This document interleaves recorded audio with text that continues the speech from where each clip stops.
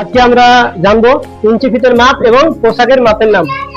ঠিক আছে, আমাদের প্রথমে কি আছে, পোশাকের মাপের নাম। কারণ একটা যখন আমরা পোশাক তৈরি করব তখন আমাদের আগে মাপ যোগ কোথা থেকে কেমন কি নিতে হবে এটা কিন্তু আমাদের জানতে হবে। আমাদের এখানে যে সাধারণ যে মাপগুলো লাগে সেগুলো, ঠিক আছে। আমাদের পোশাক তৈরি হবে, প্রথমে কিসের মাপ নিতে হয়? প্রথমে ঝুলের মাপ। কিসের? ঝুল। এবং ঝুল আমার কোনটাকে বলছে? ঝুল বলছে আমার এই কাঁধ থেকে নিয়ে নিচে যত দূর পর্যন্ত যাবে সেটাকে আমাদের কি বলা হবে? ঝুল। মানে ঝুলের যখন মাপ নেবো তখন এইভাবে টেপ ধরবো যে আমাদের এখান থেকে নিয়ে নিচে দূর যত পর্যন্ত যাবে সেটাকে আমরা কি বলবো? ঝুল। ঠিক আছে, তারপরে কি আছে আমাদের? তারপরে আছে আমাদের মাপ নিতে হয় কিসের? ছাতি। ছাতির মাপ কোনটা? আমাদের চেস্টের মাপ। যেটা হলো আমাদের চেস্টের মাপ সেটাকে কি বলা হয়? ছাতি বা বুকের মাপ। আমরা যেটা এক কথা বলি এইভাবে কিন্তু কি করতে হয়? আমাদের বুকের মাপ কিন্তু নিতে হয়। ঠিক আছে, তারপর আমাদের কি বলছে? ফুট। আমি কিসের মাপ বললাম? ফুট। ফুটের মাপ কোনটা? আমাদের যে কাঁধ আছে বা যে ঘাড় আমরা বলে থাকি বলে এবার এমনি ভাষায়, এই মাপটাকে বলা হয় আমাদের কি? ফুট। এইখান থেকে নিয়ে এই বড় যে হাড্ডি আছে এই মাপটাকে আমাদের বলা হয় কি? ফুট। কিসের মাপ এটা? এটা হলো আমাদের ফুটের মাপ। ঠিক আছে, তারপরে কি? হাতা। হাতা মানে আমরা জানি হাত। মানে আমি যে এইভাবে ফুটের মাপটা নিলাম, এইখান থেকে যে আমার ফুটের মাপ শেষ, ঠিক এইখান থেকে ধরে আমার কি করতে হবে? এইভাবে হাতের মাপ কিন্তু আমাদের নিতে হবে। ঝুল যবে হাত লম্বা নেবে, ঠিক আছে, এইভাবে আমাদের কি করতে হবে? হাতের মাপ নিতে হবে।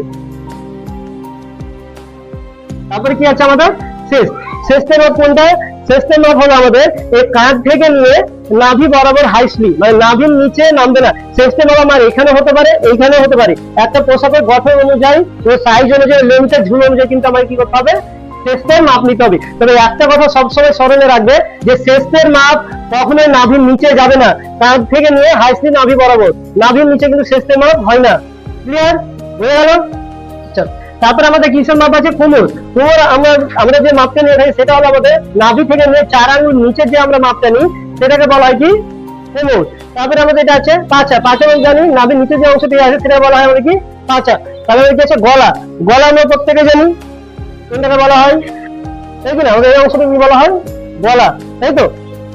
তবে আছে এটা আছে মোহরি। সবশেষে কিসের মাপ লাগবে আমার? সবশেষে আবার আছে মোহরি, তাই তো।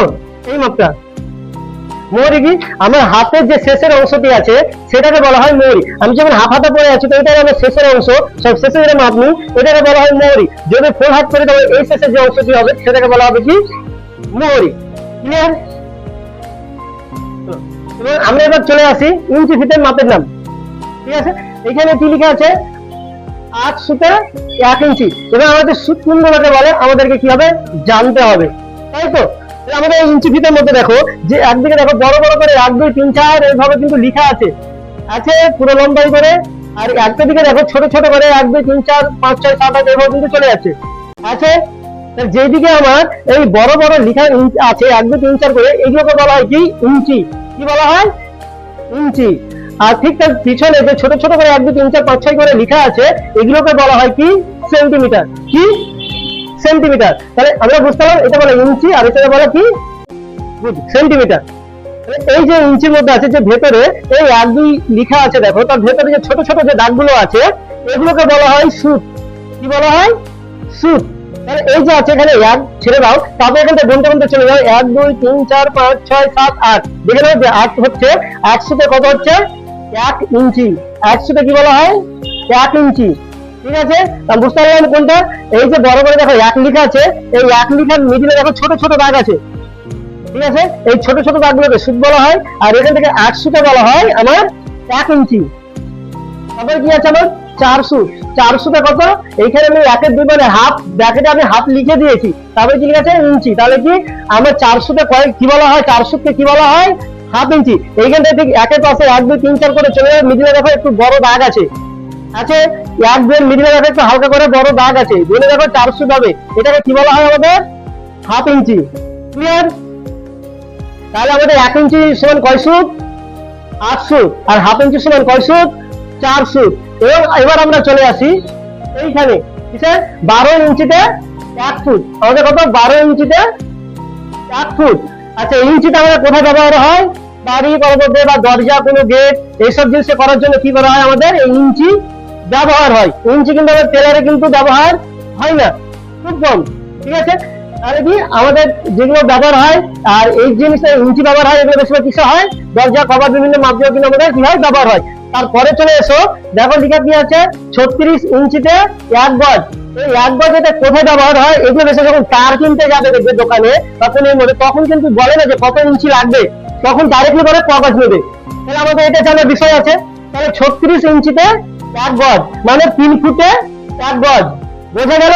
তাহলে আমরা বিভিন্ন জায়গায় কি হচ্ছে মানে এক একটা দিকে এক একটা জায়গায় আছে কি হচ্ছে পরিবর্তন হচ্ছে, কোন জায়গায় কি কি লাগবে হিসাব কিন্তু আমাদের জানার বিষয় আছে। যখন আমরা কোনো দোকানে টায়ার গাড়ি কিনতে যাবো তখন কিন্তু কয় গজ লাগবে, সেখানে কিন্তু ইঞ্চিতে সেন্টিমিটারে কিন্তু বলে না, সেখানে কি বলা হয় গজ বলে গাড়িকে কয় গজ লাগবে। তাহলে আমরা জানতে পারলাম 3 ফুটে 1 গজ বা 36 ইঞ্চিতে 1 গজ, তাহলে 12 ইঞ্চিতে কিন্তু 1 ফুট হয়। ক্লিয়ার? তাহলে কি লিখে আছে 39.5 ইঞ্চিতে 1 মিটার। এটা আমাদের কিসের কাজে লাগে, টেলারে কাজে লাগে, কাপড় কিনতে কাজে লাগে, আমাদের মাপ দেবে আমাদের কাজে লাগে। এটা আমরা কিসে ক্যালকুলেট করি, যখন আমরা দোকানে কোনো কাপড় কেনাকাটা করতে যাই তখন কিন্তু বলে না যে কয় গজ নেবো, কয় ইঞ্চি দেবো, কয় ফুট দেবো, ডাইরেক্টলি কি বলে মিটার। তাহলে আমাদের 1 মিটার সমান কত 39.5 আর 100 সেন্টিমিটারে 1 মিটার, 100 সেন্টিমিটারে 1 মিটার। ঠিক এখানে এইভাবে চলে যাও, দেখো লেখা আছে 39.5 ইঞ্চি, চলে যাও 39.5 ইঞ্চিতে গিয়ে দেখো এখানে ঠিক 100 লেখা দেখতে হবে, এই যে 39.5 ইঞ্চি চলে যাও, কিন্তু অ্যাকচুয়ালি 100 সেন্টিমিটার সমান কিন্তু হয় এখানে 39.6 কিন্তু হয়, কিন্তু একটু কম করে নিলাম কি বোঝার ক্ষেত্রে। 39.5 ইঞ্চিতে কি 1 মিটার। তাহলে আমরা যখন কোনো পোশাকের মাপ নেব তখন আমরা কিসে নিই, সেন্টিমিটারে মাপ নিই কি ইঞ্চিতে মাপ নিই, কয় ইঞ্চি, তাই না? তাহলে আমরা ইঞ্চিতে মাপ নিই, ইঞ্চিতে কি করে আমরা আবার সেন্টিমিটারে ক্যালকুলেট করি। সাপোজ যদি কারো যদি 39 ইঞ্চি হয় তাহলে 1 মিটার, তারপর হয়ে গেল, তাই না? আমরা এইভাবে কি করবো ক্যালকুলেট করবো। ঠিক আছে? তাহলে বুঝতে পারলাম যে আমাদের কোথায় কোন জিনিস কাজে লাগে।